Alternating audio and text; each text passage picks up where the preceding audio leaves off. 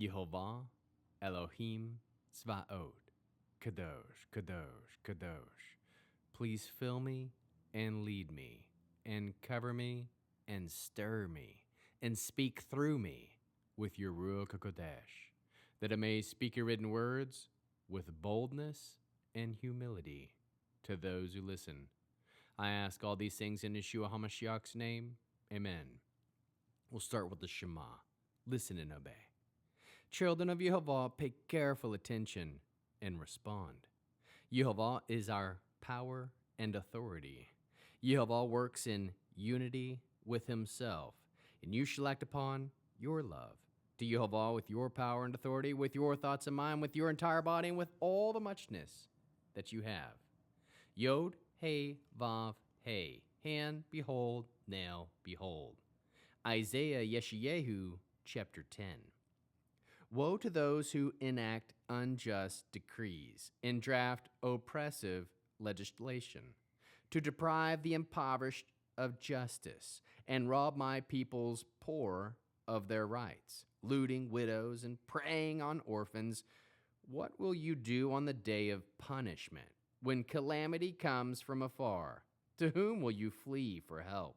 Where will you leave your wealth, so as not to squat among the prisoners or fall among the slain? Even after all this, his anger remains. His upraised hand still threatens. Oh, assure the rod expressing my anger. The club in their hands is my fury. I am sending him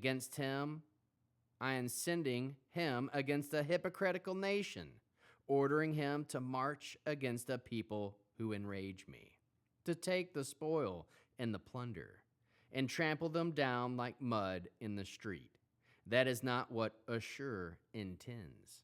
That is not what they think. Rather, they mean to destroy, to cut down nation after nation. For their kings say, aren't all my commanders kings? Hasn't Calno suffered like Carchemish, Hamat like Arpad, Shamron like Damascus? Just as my hand reached the kingdoms of non-gods with more images than in Jerusalem and Shamron, so won't I do to Jerusalem and her non-gods what I did to Shamron and her idols? Therefore, when Yehovah has done everything he intends to do to Mount Zion and Jerusalem, I will punish the king of Ashur for boasting that comes from his proud heart and from reviling in his arrogant looks. For he says, with my own strong arm I have done this, and with my wisdom because I'm so clever. I erased the boundaries between peoples. I plundered their stores for the future. As a mighty man, I subjugated the inhabitants. My hand found the riches of the peoples like a nest. And as one gathers abandoned eggs, I gathered the whole earth. Not one wing fluttered, not one beak opened or let out a chirp. Should the axe glorify itself over the one who chops with it? Should the saw magnify itself over the one who moves it? It's as if a stick would wave the hand that raises it up, or as if a wooden staff could lift a person who is not made of wood. Therefore the Lord, Yehovah Tzvaot, will send leanness to his well-fed ones, and in place of his glory, a fire will be kindled that will burn and burn. The light of Israel will become a fire, and his Holy One a flame, burning and devouring his thorns and briars in a single day. The glory of his forest, and on his fertile land he will consume body and soul, like an invalid wasting away. So few forest trees will remain that a child could list them. On that day, the remnant of Israel, those of the house of Yaakov who escaped, will no longer rely on the man who struck them down, but will truly rely on Yehovah, the Holy One of Israel. A remnant will return, the remnant of Yaakov, to the mighty God. For although your people Israel are like the sand of the sea, only a remnant of them will return. Destruction is decreed, overflowing with justice. Yehovah Elohim Tzvaot will bring about this decreed destruction throughout all the land. Therefore, Yehovah, Elohim Svaot, says, my people living in Zion, don't be afraid of Ashur, even when he strikes you with a stick and raises his staff against you, the way it was in Egypt. For in but a little while my fury will end, and my anger will have destroyed them. Yehovah Svaot will wield the whip against them, as he did when striking Midian at the rock of Oreb. As his staff was over the sea, he will raise it the way it was in Egypt. On that day his burden will fall from your shoulders, and his yoke from your neck. The yoke will be destroyed by your prosperity. He has come to Ayat and passed through Migron.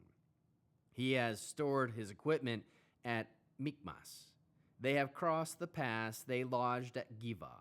Ramah is shaking. Givat Shaul has fled. Cry, shriek, Bat Gilim. Listen, Laish, poor Anatot. Madmeniah is in fight. The people of Gavim take over. This very day he will stop at Nov, and he will shake his fist. At the mountains of the daughter of Zion, at the hill of Jerusalem, see how Yehovah, Elohim Svaot, lops off the branches with terrible violence. The ones standing highest are chopped down, the lofty are laid low. He will hack down the forest underbrush with an axe, and the Lebanon in its splendor falls. How can we learn to love our Creator after reading this interesting 10th chapter of Isaiah Yeshayahu? You can aim to be just and seek justice. Aim to give to the widow and orphan. Run to Yehovah in times of trouble. Store up treasures with Yehovah. Aim to express kindness. Aim to serve Yehovah wholeheartedly. Humble yourself before Yehovah. Give glory to Yehovah. Point attention to the mighty works of Yehovah. Become a vessel that will attract the fatness given by Yehovah Svaot. Aim to be a light brightly burning for Yehovah. Seek to be planted and watered in the fertile land chosen by Yehovah. Rely on Yehovah alone. Trust that Yehovah is the Holy One of Israel, mighty Elohim. Obey Yehovah Elohim Svaot. Fear Yehovah only. Trust Yehovah to prosper you his way and his time. How can we love others as Yeshua loves us? We can humbly give to the widow and orphan. Bear one another's burdens. We can humble yourself before Yehovah Svaot. Produce spiritual fruit, love, joy, peace, patience, kindness, goodness, faithfulness, humility, and self-control. We'll end with the Aaronic blessing using the name. Yehovah will kneel before you presenting gifts, and he will guard you with a hedge of protection. Yehovah will illuminate the wholeness of his being toward you, bringing order, and he will provide you with love, sustenance, and friendship. Yehovah will lift up the wholeness of his being and look upon you and will set in place all you need to be whole and complete.